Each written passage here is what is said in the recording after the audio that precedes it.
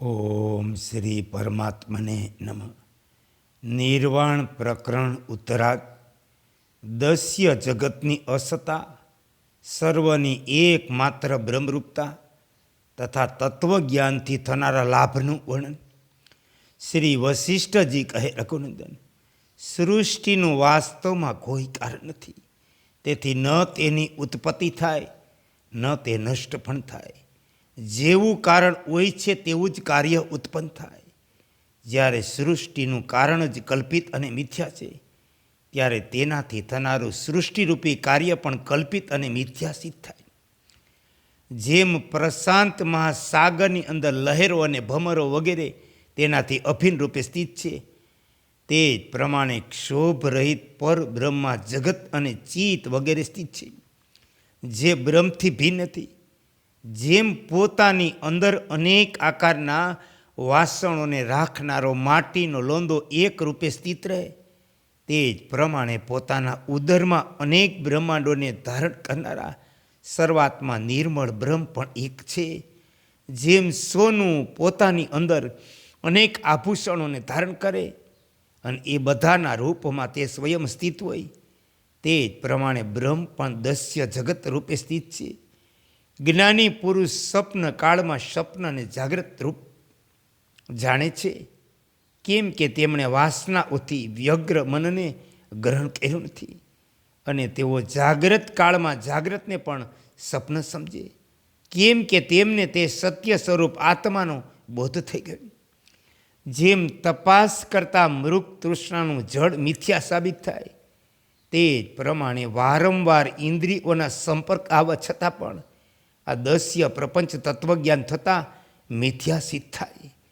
જેમ પ્રજ્વલિત અગ્નિમાં ઘી ઈંધણનું બધું વિલન થઈને એકરૂપ થઈ જાય, તે પ્રમાણે વિજ્ઞાન કાળમાં જગત મન દ્રષ્ટા બધા એકમાત્ર બ્રહ્મભાવને પ્રાપ્ત થઈ જાય.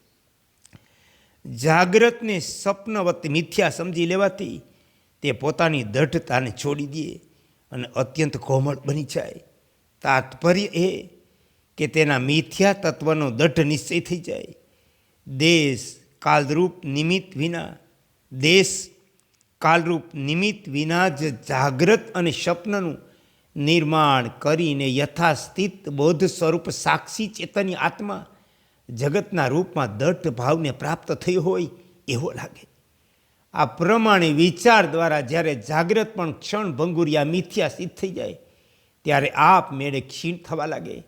તેના પ્રત્યે થનારી વાસના તે પ્રમાણે કમ થવા લાગે, જેમ વરસાદનું પાણી શરત કાળમાં ક્ષીણ થવા લાગે. વિવેકી પુરુષની દૃષ્ટિમાં અત્યંત તુચ્છ દસ્ય લક્ષ્મી વિદ્યમાન હોવા છતાં પણ રુચિકર લાગતી નથી. સ્વપ્નની જેમ તેને મિથ્યા સમજી લેવાના કારણે તે તેમાં રસ લેતો નથી.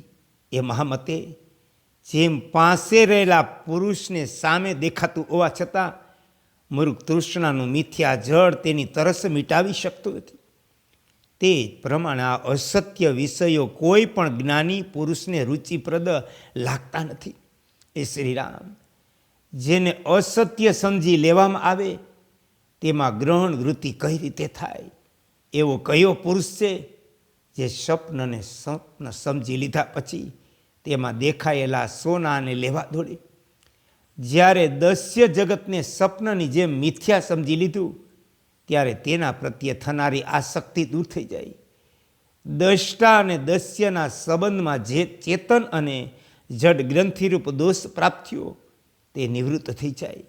ગંધર્વ નગરની જેમ દેખાનાર જે ભ્રાંતિરૂપ જગત છે તે અજ્ઞાનથી છે. તત્વજ્ઞાન થતાં ચારેય બાજુ ફેલાયેલ દીવાના પ્રકાશની જેમ આ પ્રકાશિત થઈ જાય, તેનો અંધકાર દૂર થઈ જાય. જેમ વાદળા વિખેરાય જતાં માત્ર સ્વચ્છ આકાશ દેખાય, તે પ્રમાણે જગતની ભ્રાંતિ દૂર થઈ જવાથી એક શુદ્ધ બુદ્ધ પરબ્રહ્મ પરમાત્માનો અનુભવ થઈ જાય. શ્રી વશિષ્ઠજી કહે, રઘુનંદન, આ જગત મૂર્ખ માણસની દૃષ્ટિમાં છે, તેથી તેના મનમાં પણ છે. જે વિવેકી પુરુષ છે તે શાસ્ત્ર દ્વારા નિશ્ચિત તથા આગળ પાછળ સંયુક્ત અર્થને પણ જુએ અને તેને ગ્રહણ કરે. શાસ્ત્ર નિષિદ્ધ વસ્તુ જોવામાં આવી જાય તો પણ તે ન તો તેના સામું જોવે ન તેને ગ્રહણ પણ કરે. બધી રીતે જોતાં આ જે સ્થાવર જંગમ જગત દેખાય તે બધું કલ્પના અંતમાં નષ્ટ થઈ જાય. સૃષ્ટિની પહેલાં સંસારની જે શોભા નષ્ટ થઈ ચૂકી હતી તે ફરી પ્રગટ થઈ. એનો ઉલ્લેખ કરવો સંભવ નથી, કેમ કે નષ્ટ થયેલી વસ્તુ ફરી ઉત્પન્ન કઈ રીતે થઈ શકે? જો નષ્ટની ઉત્પત્તિ થાય ત્યારે તો એવી શંકા કરી શકાય કે આ તે જ છે કે બીજું. પરંતુ આપણે તો અનુભવને યાદ કરનારા છીએ, તેથી નષ્ટની ઉત્પત્તિ કઈ રીતે સ્વીકારી શકીએ? જે વસ્તુ ઉપલબ્ધ હોઈને પણ અભાવ દશાને પ્રાપ્ત થઈ જાય તે નષ્ટ છે, કેમ કે ઉપલબ્ધનું અદર્શન જ નાશ છે. જો નાશની કોઈ બીજી પરિભાષા હોય તો તે કેવી છે એ તમે કહો. જો એમ કહો કે નષ્ટ થયેલી વસ્તુ ફરી ઉત્પન્ન થઈ છે તો આવી પ્રતીતિ કોને થાય? તેથી જે વસ્તુ ઉત્પન્ન છે તેનો નાશ અવશ્ય થાય અને વારંવાર બીજી જ વસ્તુની ઉત્પત્તિ આ પ્રવૃત્તિ થાય, આમ કહેવું યોગ્ય. વૃક્ષની વચ્ચે વચ્ચે જે થડ, ડાળીઓ, નાની ડાળીઓ, પાંદડા, ફળ, ફૂલ વગેરે અવયવો છે તેમાં સમસ્ત વૃક્ષ શરીરને વ્યાપ્ત કરીને સ્થિત એક બીજ સત્તા છે. જ્યારે સર્વત્ર એક સત્તા છે ત્યારે તેમાં કાર્ય કારણ ભાવની કલ્પના કઈ રીતે કરી શકે? વિચાર અને પોતાના અનુભવરૂપી પ્રમાણથી આ બધું શાંત, અનાદિ, અનંત આકાશ જેવું નિર્મળ માત્ર બોધ સ્વરૂપ બ્રહ્મ છે. કેમ કે બધું જ પરમાત્માનું સ્વરૂપ છે.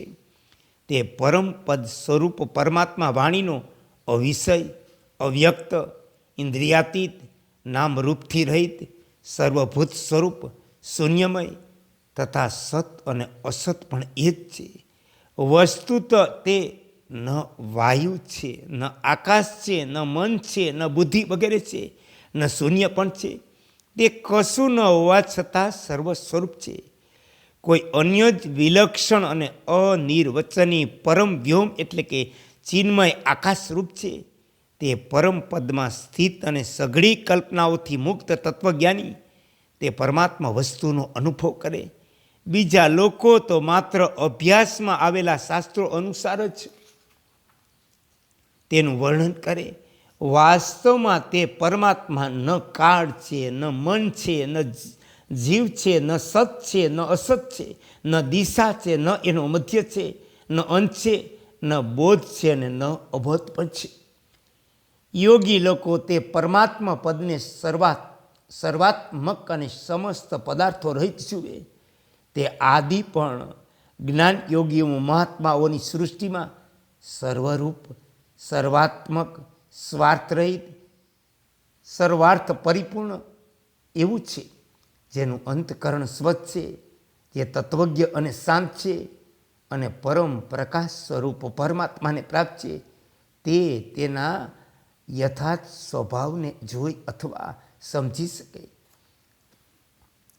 જેમ સોનાના ચોસલાની અંદર આભૂષણ, મુદ્રા વગેરે કલ્પિત છે, તે જ પ્રમાણે આ તમે અને હું વગેરેના રૂપમાં પ્રતીત થનાર ભૂત, વર્તમાન, ભવિષ્ય કાળના જગતનો ભ્રમ તે પરમાત્મામાં કલ્પનાથી સ્થિત છે, વાસ્તવમાં નહીં.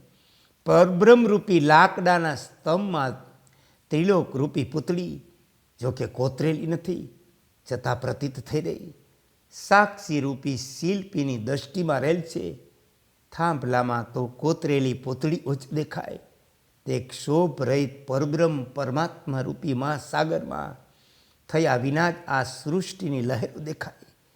નિત્ય નિરતિશય આનંદમય જળથી ભરેલ ચૈતન્યરૂપી સરોવરમાં ચિન્મય મેઘોની અમૃતમય વર્ષાની જેમ આ દસ્ય સૃષ્ટિઓ ભાસી રહી. તે પરમાત્મામાં વિભાગ રહિત અખંડ એક રસ છે. તો પણ એમાં સૃષ્ટિ દ્રષ્ટિઓ વિભાગપૂર્વક સ્થિત પ્રતીત થાય. બ્રહ્મ ક્ષોભ રહિત છે છતાં તેમાં તે વ્યાકુળ જેવી દેખાય. તે પરમાત્મા સચ્ચિદાનંદ ધન છે. તેમાં દ્રષ્ટિગત સૃષ્ટિઓનો ક્યાંય પતો નથી છતાં તે તેની અંદર પ્રતીત થાય. ઓમ શ્રી યોગ વશિષ્ઠાય નમઃ. હે કૃષ્ણ, હે કૃષ્ણ, હે કૃષ્ણ.